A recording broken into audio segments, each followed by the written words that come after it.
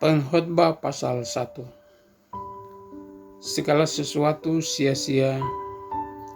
Inilah perkataan pengkhotbah anak Daud, raja di Yerusalem. Kesia-siaan belaka, kata pengkhotbah. Kesia-siaan belaka, segala sesuatu adalah sia-sia. Apakah gunanya manusia berusaha dengan jerih payah di bawah matahari? Keturunan yang satu pergi dan keturunan yang lain datang, tetapi bumi tetap ada. Matahari terbit, matahari terbenam, lalu terburu-buru menuju tempat ia terbit kembali. Angin bertiup ke selatan, lalu berputar ke utara. Terus menerus ia berputar, dan dalam putarannya angin itu kembali. Semua sungai mengalir ke laut, tetapi laut tidak juga menjadi penuh. Kemana sungai mengalir, ke situ sungai mengalir selalu. Segala sesuatu menjemukan sehingga tak terkatakan oleh manusia. Mata tidak kenyang melihat, telinga tidak puas mendengar. Apa yang pernah ada akan ada lagi, dan apa yang pernah dibuat akan dibuat lagi. Tak ada sesuatu yang baru di bawah matahari. Adakah sesuatu yang dapat dikatakan, lihat, ini baru? Tetapi itu sudah ada dulu, lama sebelum kita ada. Kenang-kenangan dari masa lampau tidak ada, dan dari masa depan yang masih akan datang pun tidak akan ada kenang-kenangan pada mereka yang hidup sesudahnya. Pengejaran hikmat adalah sia-sia. Aku pengkhotbah adalah raja atas Israel di Yerusalem. Aku membulatkan hatiku untuk memeriksa dan menyelidiki dengan hikmat segala yang terjadi di bawah langit. Itu pekerjaan yang menyusahkan yang diberikan Allah kepada anak-anak manusia untuk melelahkan diri. Aku telah melihat segala perbuatan yang dilakukan orang di bawah matahari. Tetapi lihatlah, segala sesuatu adalah kesia-siaan dan usaha menjaring angin yang bengkok tak dapat diluruskan, dan yang tidak ada tak dapat dihitung. Aku berkata dalam hati, lihatlah, aku telah memperbesar dan menambah hikmat lebih daripada semua orang yang memerintah atas Yerusalem sebelum aku, dan hatiku telah memperoleh banyak hikmat dan pengetahuan. Aku telah membulatkan hatiku untuk memahami hikmat dan pengetahuan, kebodohan dan kebebalan. Tetapi aku menyadari bahwa hal ini pun adalah usaha menjaring angin. Karena di dalam banyak hikmat ada banyak susah hati, dan siapa memperbanyak pengetahuan, memperbanyak kesedihan. Pengkhotbah pasal 2. Hikmat dan kebodohan adalah hal yang sia-sia. Aku berkata dalam hati, mari aku hendak menguji kegirangan. Nikmatilah kesenangan, tetapi lihat juga itu pun sia-sia. Tentang tertawan aku berkata, itu bodoh. Dan mengenai kegirangan, apa gunanya? Aku menyelidiki diriku dengan menyegarkan tubuhku dengan anggur, sedang akal budiku tetap memimpin dengan hikmat dan dengan memperoleh kebebalan, sampai aku mengetahui apa yang baik bagi anak-anak manusia untuk dilakukan di bawah langit selama hidup mereka yang pendek itu. Aku melakukan pekerjaan-pekerjaan besar, mendirikan bagiku rumah-rumah, menanami bagiku kebun-kebun anggur. Aku mengusahakan bagiku kebun-kebun dan taman-taman, dan menamainya dengan rupa-rupa pohon buah-buahan. Aku menggalih bagiku kolam-kolam untuk mengiri dari situ tanaman pohon-pohon muda. Aku membeli budak-budak laki-laki dan perempuan, dan ada budak-budak yang lahir di rumahku. Aku mempunyai juga banyak sapi dan kambing domba melebihi siapapun yang pernah hidup di Yerusalem sebelum aku. Aku mengumpulkan bagiku juga perak dan emas, harta benda raja-raja dan daerah-daerah. Aku mencari bagiku biduan-biduan dan biduanita dan yang menyenangkan anak-anak manusia, yakni banyak undit. Dengan demikian aku menjadi besar, bahkan lebih besar daripada siapapun yang pernah hidup di Yerusalem sebelum aku. Pada itu hikmatku tinggal tetap padaku. Aku tidak merintangi mataku dari apapun yang dikehendakinya, dan aku tidak memahami hatiku dari sukacita apapun. Sebab hatiku bersukacita karena segala jerih payahku. Itulah buah segala jerih payahku. Ketika aku meneliti segala pekerjaan yang telah dilakukan tanganku dan segala usaha yang telah kulakukan untuk itu dengan jerih payah. Lihatlah, segala sesuatu adalah kesia-siaan dan usaha menjaring angin. Memang tak ada keuntungan di bawah matahari. Lalu aku berpaling untuk meninjau hikmat, kebodohan, dan kebebalan. Sebab apa yang dapat dilakukan orang menggantikan raja? Hanya apa yang telah dilakukan orang. Dan aku melihat bahwa hikmat melebihi kebodohan, seperti terang melebihi kegelapan. Mata orang berhikmat ada di kepalanya, sedangkan orang yang bodoh berjalan dalam kegelapan. Tetapi aku tahu juga bahwa nasib yang sama menimpa mereka semua. Maka aku berkata dalam hati, nasib yang menimpa orang bodoh juga akan menimpa aku. Untuk apa aku ini dulu begitu berhikmat?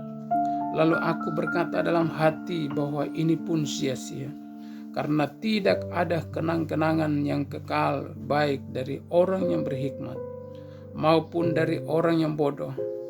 Sebab pada hari-hari yang akan datang, kesemuanya sudah lama dilupakan. Dan orang yang berhikmat mati juga seperti orang yang bodoh. Oleh sebab itu aku membenci hidup, karena aku menganggap menyusahkan apa yang dilakukan di bawah matahari. Sebab segala sesuatu adalah kesia-siaan dan usaha menjaring angin. Aku membenci segala usaha yang kulakukan dengan jerih payah di bawah matahari, sebab aku harus meninggalkannya kepada orang yang datang sesudah aku. Dan siapakah yang mengetahui apakah orang itu berhikmat atau bodoh? Meskipun demikian, ia akan berkuasa atas segala usaha yang kulakukan di bawah matahari dengan jerih payah dan dengan mempergunakan hikmat. Ini pun sia-sia. Dengan demikian aku mulai putus asa terhadap segala usaha yang kulakukan dengan jerih payah di bawah matahari. Sebab kalau ada orang berlelah-lelah dengan hikmat, pengetahuan, dan kecakapan, maka ia harus meninggalkan kebahagiaannya kepada orang yang tidak berlelah-lelah untuk itu. Ini pun kesia-siaan dan kemalangan yang besar. Apakah faedahnya yang diperoleh manusia dari segala usaha yang dilakukannya dengan jerih payah di bawah matahari dan dari keinginan hatinya? Seluruh hidupnya penuh kesedihan dan pekerjaannya penuh kesusahan hati. Bahkan pada malam hari hatinya tidak tentram. Ini pun sia-sia. Tak ada yang lebih baik bagi manusia daripada makan dan minum dan bersenang-senang dalam jerih payahnya. Aku menyadari bahwa ini pun dari tangan Allah, karena siapa dapat makan dan merasakan kenikmatan di luar Dia? Karena kepada orang yang dikenannya, Ia mengaruniakan hikmat, pengetahuan, dan kesukaan. Tetapi orang berdosa ditugaskannya untuk menghimpun dan menimbun sesuatu yang kemudian harus diberikannya kepada orang yang dikenan Allah. Ini pun kesia-siaan dalam usaha menjaring angin. Pengkhotbah pasal 3. Untuk segala sesuatu ada waktunya. Untuk segala sesuatu ada masanya. Untuk apapun di bawah langit ada waktunya. Ada waktu untuk lahir, ada waktu untuk meninggal, ada waktu untuk menanam, ada waktu untuk mencabut yang ditanam. Ada waktu untuk membunuh, ada waktu untuk menyembuhkan, ada waktu untuk merombak, ada waktu untuk membangun, ada waktu untuk menangis, ada waktu untuk tertawa, ada waktu untuk meratap, ada waktu untuk menari, ada waktu untuk membuang batu, ada waktu untuk mengumpulkan batu, ada waktu untuk memeluk, ada waktu untuk menahan diri dari memeluk. Ada waktu untuk mencari, ada waktu untuk membiarkan rugi, ada waktu untuk menyimpan, ada waktu untuk membangun. Ada waktu untuk merobek, ada waktu untuk menjahit, ada waktu untuk berdiam diri, ada waktu untuk berbicara. Ada waktu untuk mengasihi, ada waktu untuk membenci, ada waktu untuk perang, ada waktu untuk damai. Apakah untung pekerja dari yang dikerjakannya dengan berjerih payah? Aku telah melihat pekerjaan yang diberikan Allah kepada anak-anak manusia untuk melelahkan dirinya. Ia membuat segala sesuatu indah pada waktunya. Bahkan ia memberikan kekekalan dalam hati mereka. Tetapi manusia tidak dapat menyelami pekerjaan yang dilakukan Allah dari awal sampai akhir. Aku tahu bahwa untuk mereka tak ada yang lebih baik daripada bersuka-suka dan menikmati kesenangan dalam hidup mereka. Dan bahwa setiap orang dapat makan, minum, dan menikmati kesenangan dalam segala jerih payahnya. Itu juga adalah pemberian Allah. Aku tahu bahwa segala sesuatu yang dilakukan Allah akan tetap ada untuk selamanya. Itu tak dapat ditambah dan tak dapat dikurangi. Allah berbuat demikian supaya manusia takut akan Dia. Yang sekarang ada dulu sudah ada, dan yang akan ada sudah lama ada, dan Allah mencari yang sudah lalu. Ketidakadilan dalam hidup. Ada lagi yang kulihat di bawah matahari, di tempat pengadilan. Di situ pun terdapat ketidakadilan, dan di tempat keadilan di situ pun terdapat ketidakadilan. Berkatalah aku dalam hati, Allah akan mengadili baik orang yang benar maupun yang tidak adil. Karena untuk segala hal dan segala pekerjaan ada waktunya. Tentang anak-anak manusia akan berkata dalam hati, Allah hendak menguji mereka dan memperlihatkan kepada mereka bahwa mereka hanyalah binatang. Karena nasib manusia adalah sama dengan nasib binatang. Nasib yang sama menimpa mereka. Sebagaimana yang satu mati, demikian juga yang lain. Kedua-duanya mempunyai nafas yang sama. Dan manusia tak mempunyai kelebihan atas binatang. Karena segala sesuatu adalah sia-sia. Kedua-duanya menuju suatu tempat. Kedua-duanya terjadi dari debu. Dan kedua-duanya kembali kepada debu. Siapakah yang mengetahui apakah nafas manusia naik ke atas dan nafas binatang turun ke bawah bumi? Aku melihat bahwa tidak ada yang lebih baik bagi manusia daripada bergembira dalam pekerjaannya. Sebab itu adalah bahagianya, karena siapa akan memperlihatkan kepadanya apa yang akan terjadi sesudah dia.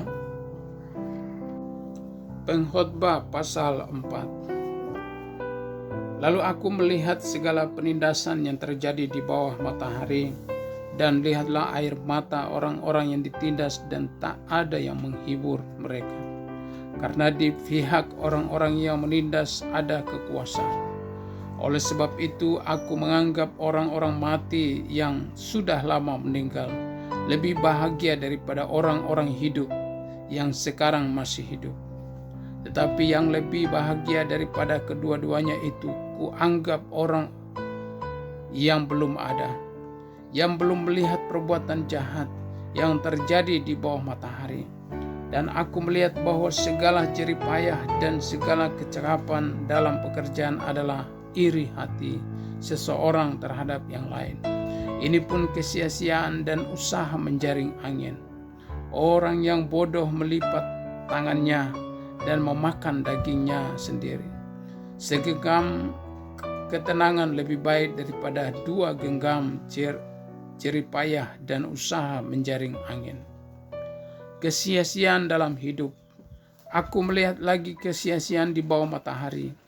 Ada seorang sendirian, ia tidak mempunyai anak lelaki atau saudara lelaki, dan tidak henti-hentinya. Ia berlelah-lelah, matanya pun tidak puas dengan kekayaan. Untuk siapa aku berlelah-lelah dan menolak kesenangan? Ini pun kesia-siaan dan hal yang menyusahkan.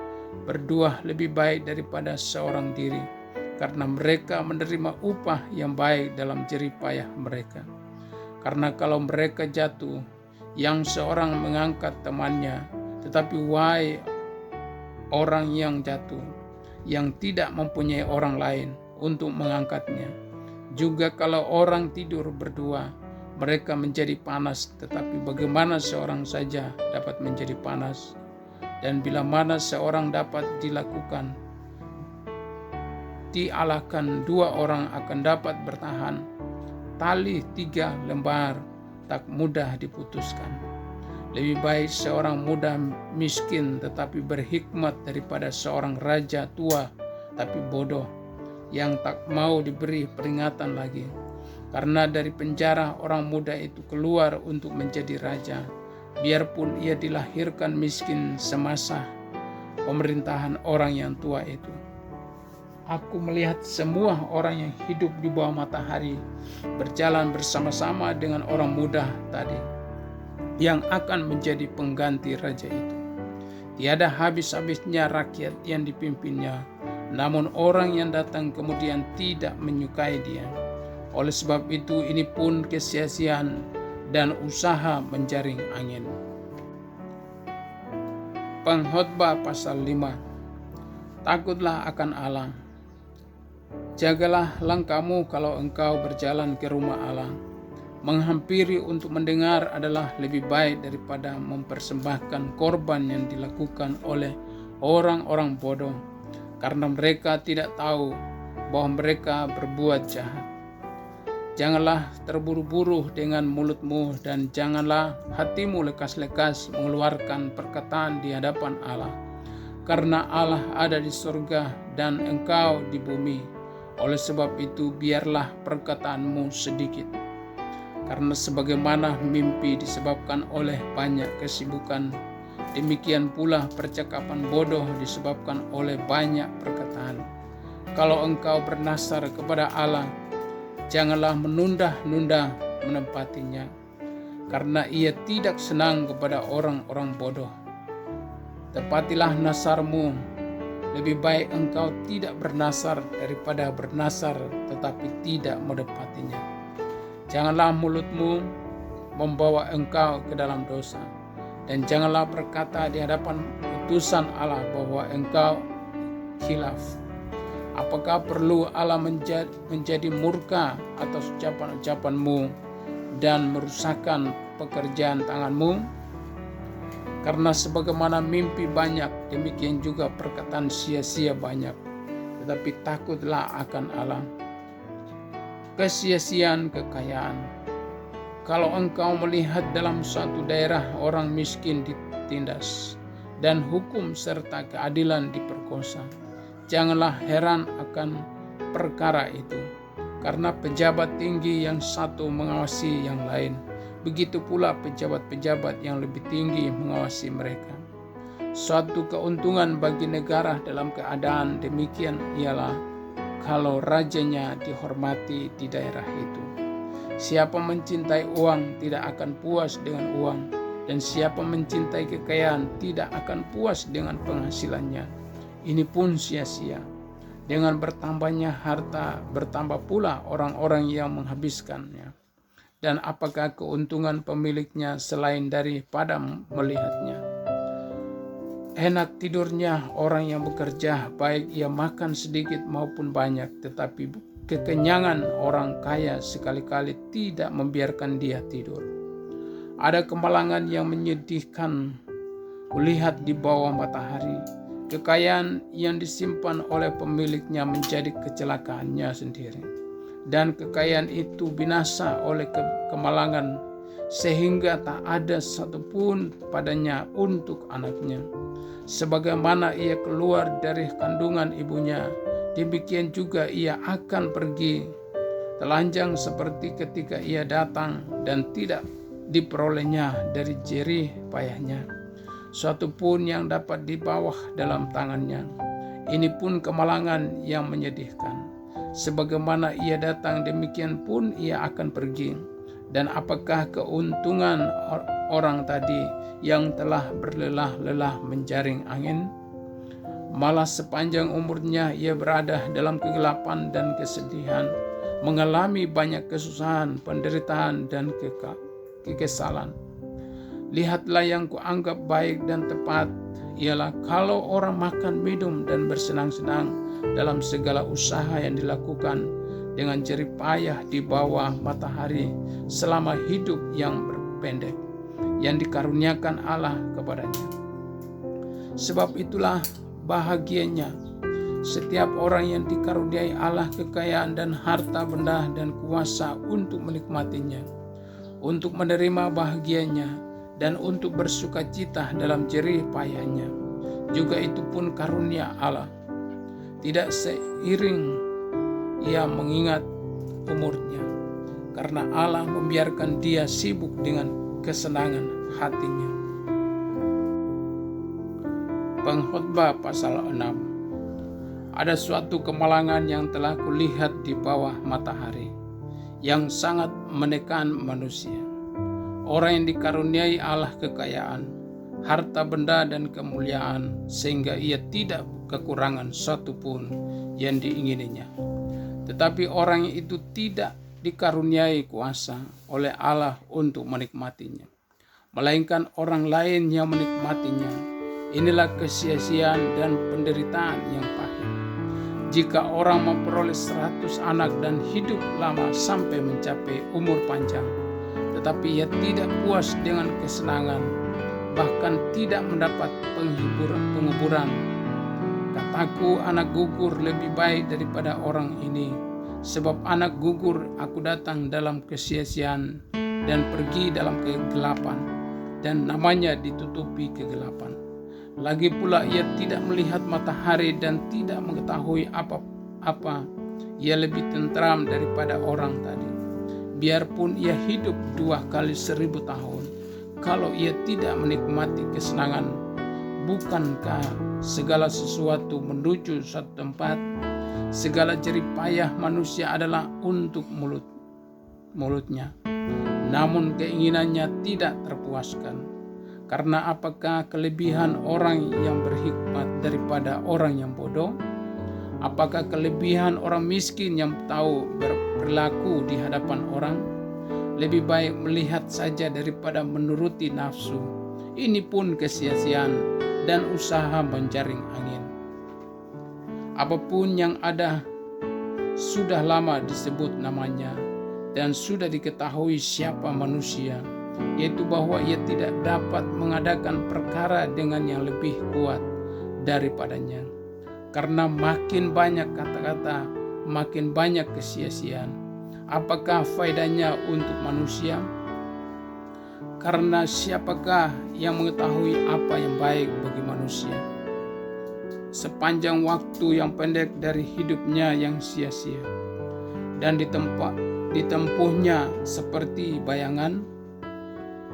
Siapakah yang dapat mengatakan kepada manusia apa yang akan terjadi di bawah matahari sesudah dia?